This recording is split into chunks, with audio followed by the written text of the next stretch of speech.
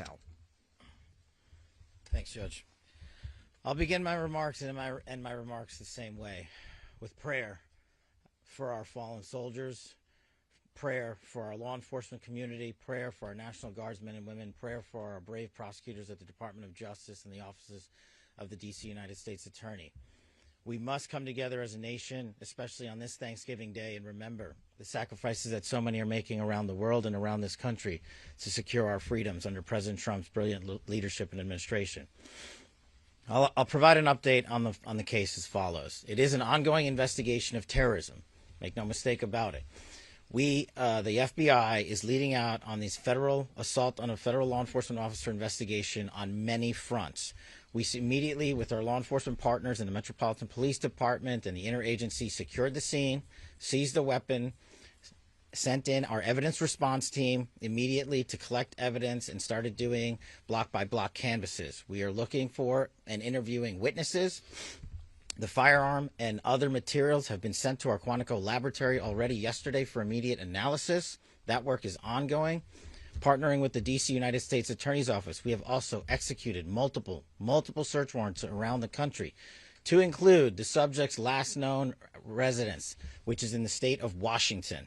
The search warrant was executed on that house last night or early this morning, and it is an ongoing process. All the individuals found in the house have been interviewed, and some interviews remain ongoing. We will not stop until we interview anyone and everyone associated with the subject, the house, and every piece of his life. There's also subject interviews relations conducted in San Diego pursuant to our ongoing investigation. So, as the judge noted, this is a coast-to-coast investigation being led right here in Washington, D.C., and this subject definitely did pick the wrong country. And we will rise together as a nation to show the world what we do here. And we are thankful that we have the Attorney General's brave leadership and President Trump's brave leadership and priorities to safeguard our communities. I also spoke to Director of the CIA, John Ratcliffe, last night, and Secretary of War, Pete Hegseth.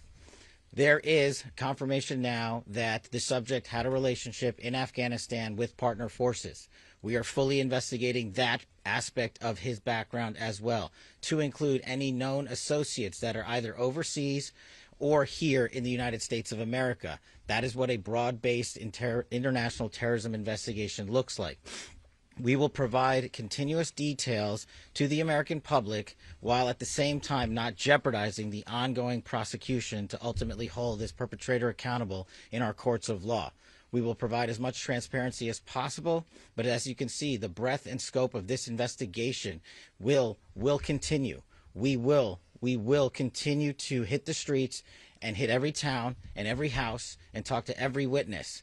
The men and women of the FBI and the Metropolitan Police Department and the interagency, to include the Department of Homeland Security, DEA, and ATF, are working tirelessly on this Thanksgiving Day.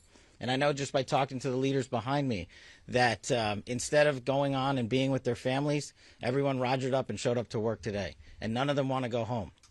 That's the resolve that we have together as a team to bring to you justice for this heinous act of terrorism here in our nation's capital. And as the judge said, we will ensure that our law enforcement partners are out there in full force to make sure the world can enjoy our nation's capital. We will not let this heinous act of violence prevent people from visiting our beautiful nation's capital. And we will also continue to highlight any evidence that we can publicly. And as the judge said, this individual is in this country for one reason and one reason alone: because of the disastrous withdrawal from the Biden administration and the failure to vet anyway, in any way, shape, or form, this individual and countless others. And this administration has taken the rightful step to stop any further allowance of people with this similar background into the country, and we're thankful for that. And as I said, this investigation remains ongoing, and I think I'll turn it over to General Blanchard of the National Guard now. Thank you.